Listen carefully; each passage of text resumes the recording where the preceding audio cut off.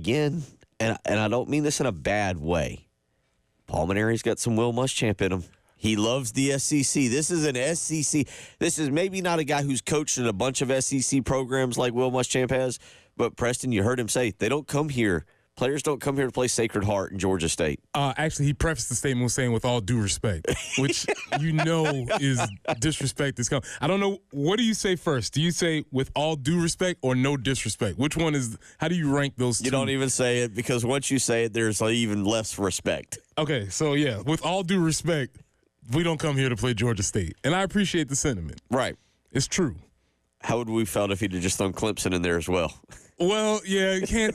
He can't say that because they swept us. Now, Right. if we would have come up on top of that, then you say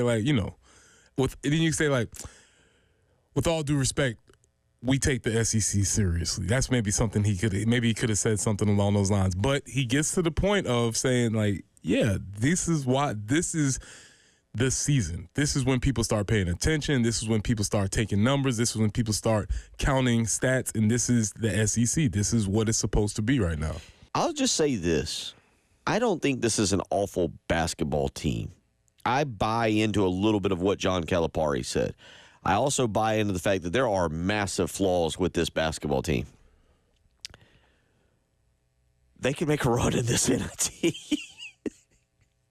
Would that actually not be the most bizarre icing on the cake of the season?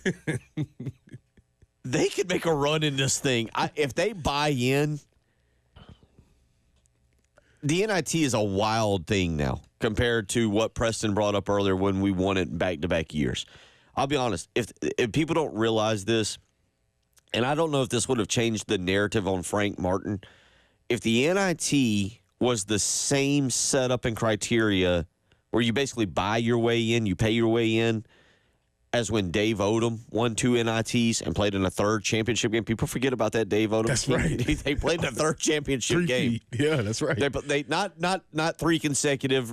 I think it was his first year they played. I think they played Memphis. They played Syracuse and Memphis. It was I think they played Syracuse and then Memphis and lost to Memphis. Beat Syracuse, I think. And for those of you that really want to go down a path, that was the game where they both came out in the white uniforms. Oh yeah, that's fun. That's fun.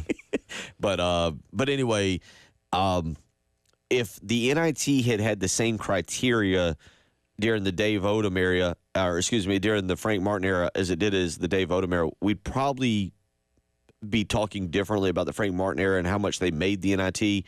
They changed the rules. They're trying to figure out this NIT thing. Like I've got to look. I didn't even think about this until right now. I'm not even sure the NIT's at Madison Square Garden anymore. They moved it to Vegas at one point, or moved it around. At one point, they talked about moving the NIT to Jen. What is the name of Butler's field house? Hinkle. Because of it's historic. I'm going to defer to you on this. They talked about moving it to Hinkle Fieldhouse, having the NIT there. The 2025 National Invitation Tournament, Hinkle Fieldhouse. Okay. Nice. Oh, my gosh. That gives me chills. This is happening. Kesmet. We're going to. I need to go. I'll go cover. There you go. I'll go home. It's going to be a thing. This is, folks, I mean, if you're just tuning in and you're like, what are these clowns talking about? What is going on? Texas is on a heater at the SEC tournament.